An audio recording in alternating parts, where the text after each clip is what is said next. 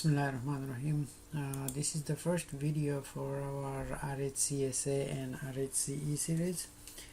Okay, this video is gonna help to achieve the certification. By no means it is a substitution for Red Hat training.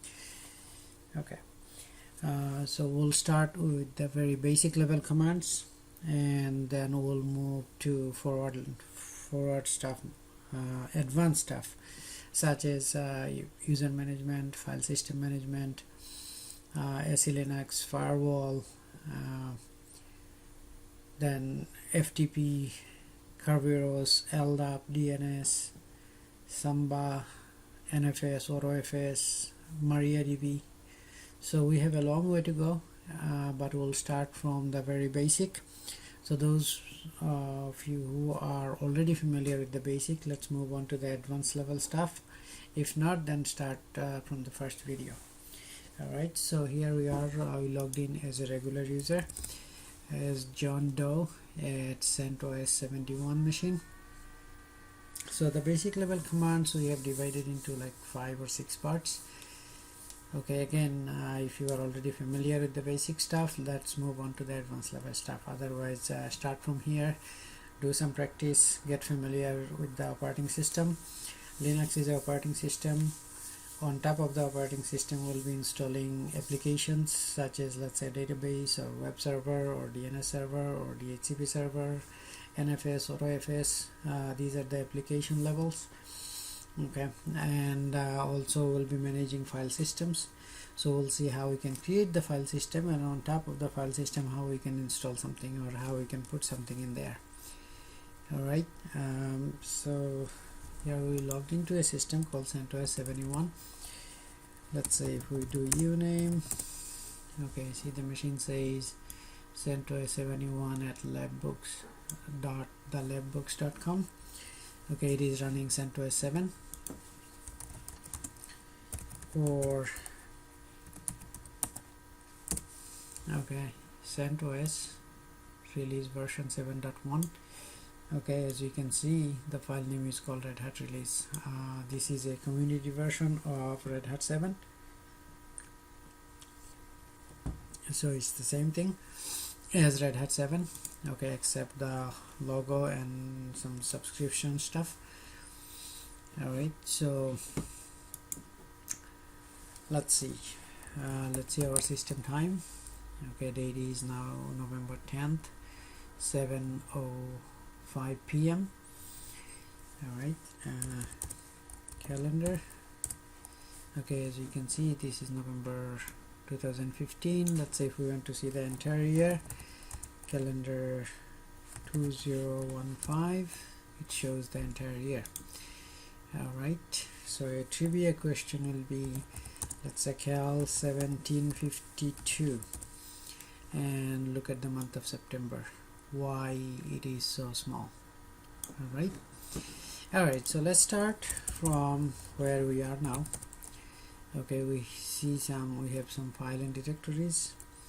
So let's say we want to create some file or directories. So mkdir creates a directory, let's say dir1, mkdir, let's say dir2, dir3. okay, dir3 it will not create because it already exists, but it did create a dir2. okay, you can do ls to see it. ls-ltr shows the information in long format. L is long format, T is based on time, and R is in reverse order. So the newly created one goes on the bottom. Okay, this is a very, very useful command to see what was created at the very last. Okay, or what was changed at the very last. Okay, so let's say if we create a file, we have some files in here. So let's say touch file 10, file 11. okay, this basically creates some empty files. Alright, file 10 and 11 are alright. So let's say we want to create a directory called, we want to create some hierarchical directories. Let's say mkdir dir5 slash dir1 slash dir2 slash dir3 slash dir4. Okay, so starting from dir5, notice that we cannot use a forward slash in front of it. Okay, but we'll see how. All right, see, it doesn't create the system complaints. That's because the dir5 doesn't exist. Okay, because in order to create dir4, all the directories has to exist before. So what we'll do is, if we do -p basically said that if the parent directory doesn't exist, then create it and then create the child. So for example, for this directory, it has to create this directory, then this directory. All right, so it will start from this way and all the way it will go toward the end. All right, but anyway, the system will not complain. All right, so now the directory 5 exists. So let's say if we go to dir5 slash dir1 slash dir2. all right, if we do a pwd, present working directory, okay, it shows where we are. This is our home directory. All right, let's say if we want to create a directory called, say for example, dir6. okay, the system will complain. Why? Because we are trying to write something directly under root. But if we do mkdir dir6, then it works. Why? Because we are not writing this directory, we are not creating this directory directly under root, but we are creating it relatively where we are. Okay, so dir6 exists.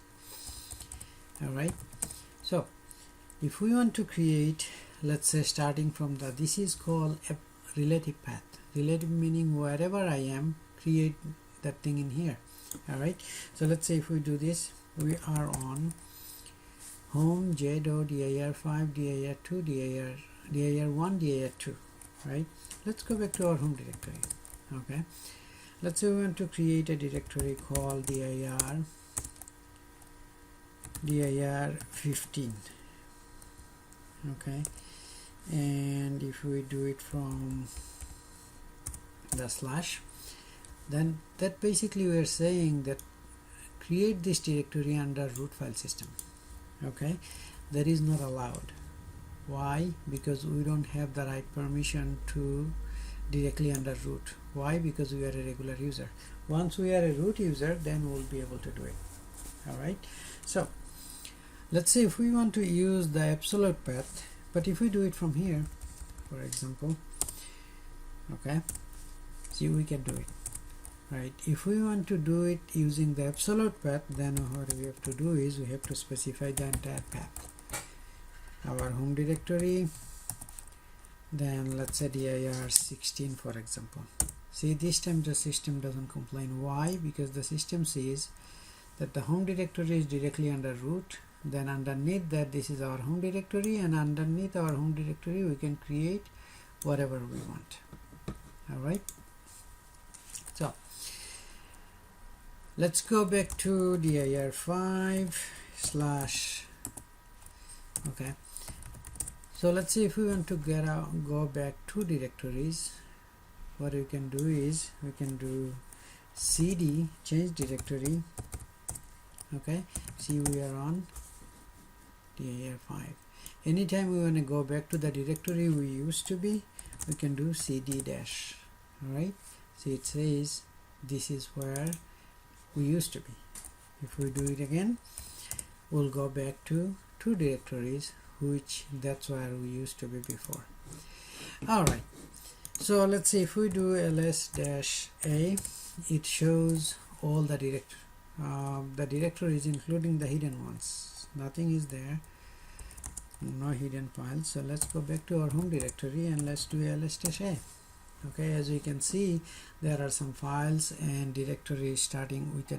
So if we want to create a directory, a hidden directory, let's say, then you can do mkdir, let's say .dir11. all right, if we do ls-a, as you can see here, dir11, but if we do ls, we won't see it. All right, ls-I shows us the inodes. We'll talk about the inodes when we go to file system. Okay, index node, very important number. See, every file has a number. All right, and how about ls-Z shows us the SE Linux information of a file, particular file or directory. All right, ls-S. all right, ls-S. okay, as you can see, this shows the files, directories in different formats with different options.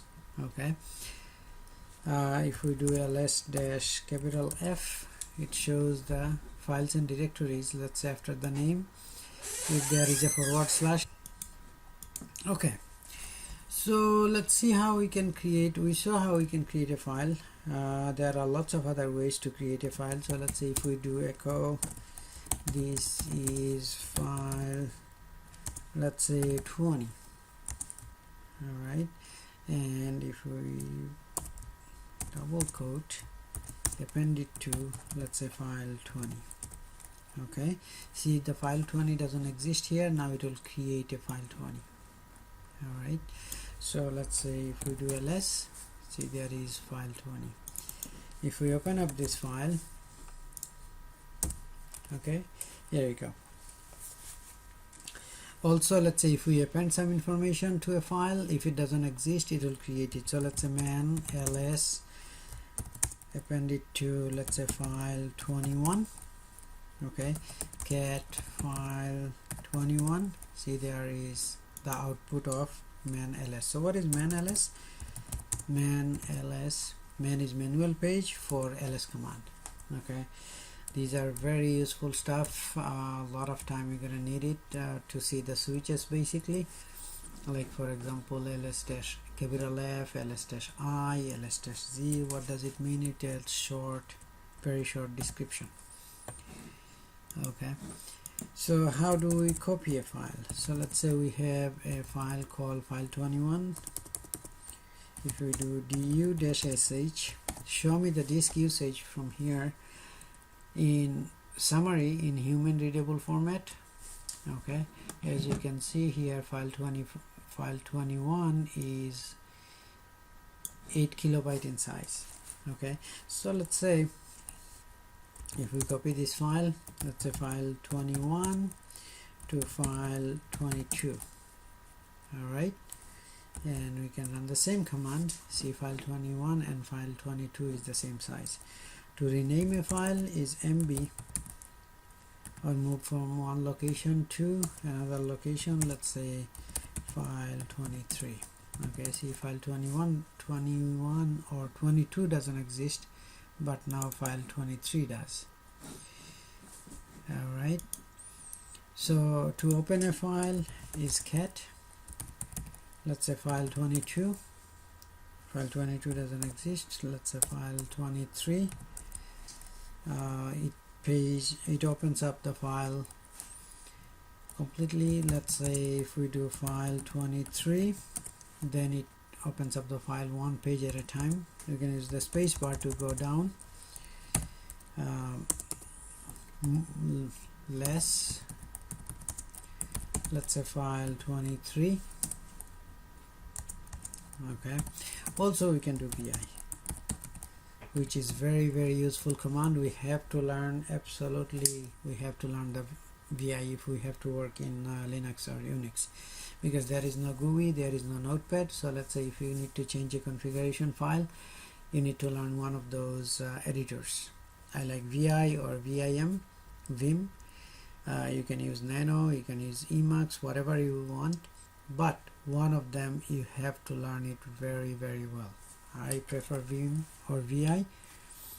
all right, so vi has lots of options. I'll not go over this now.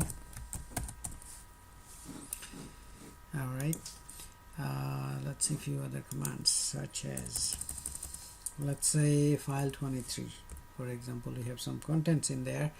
Let's say I'd like to see the first 10 lines of this file. You can do head. I want to see last 10 lines of this file, I can do tail. Let's say I want to see first 20 lines. File 23. If same thing, if I want to see last 20 lines, I can do tail.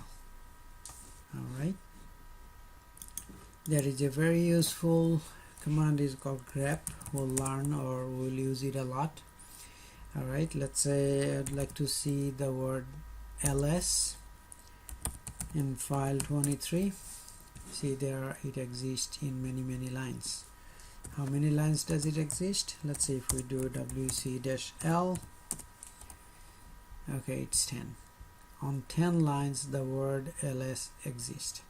Okay, let's say if we want to see w 96 times, 96 letter words. Alright, let's say we want to see character 773. Alright, if we open up this file, let's say cat file 23 wc-l 240 lines, wc-w 960 words, 68 words. How many characters? There are lots of them. Alright, and grep actually does come in very handy. Let's say I want to see, we show that, let's say we would like to see ls. Now let's say we don't want to see ls, but we want to see everything else, so we'll do v. Alright, see, it shows lots of lines. None of the lines has the word ls in there. Alright, so grep-b says don't show me that. Okay, we'll be using grep a lot. Alright, so let's say similarly we can move a directory also, rename a directory also.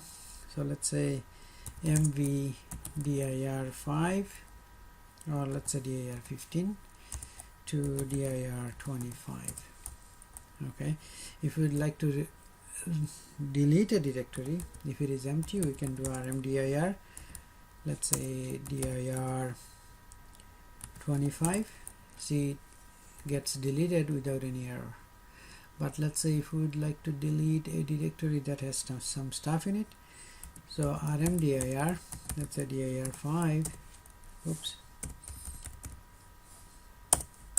see, we cannot delete because it is not empty. So in that case we have to do rm-rf dir5. Alright, so in this video it will be just up to here. This is just a few examples. You have to go through a lot in order to learn everything. Alright, so I'll see you inshallah in the next video. Alright.